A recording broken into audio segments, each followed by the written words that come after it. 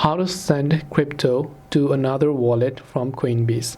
So if you want to send your crypto to someone on Coinbase or whichever wallet it is, it's very simple. First of all, you launch the Coinbase app and just make sure that you're signed into your account. After you're signed into your account, from the bottom right, you can see an option that says transfer.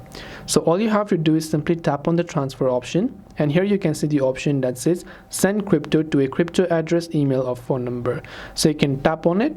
Once you tap on selecting that, you can simply select a crypto that you want to send, and then you have to simply paste the wallet address of another wallet or another Coinbase user. Once you've pasted the wallet address based on what crypto you want to send and you confirm the transaction, you would have successfully sent crypto on Coinbase. This way you'll be able to send crypto on Coinbase. If you have any further questions, feel free to leave them down in the comments below. Thanks for watching till the very end, and see you soon in our next video.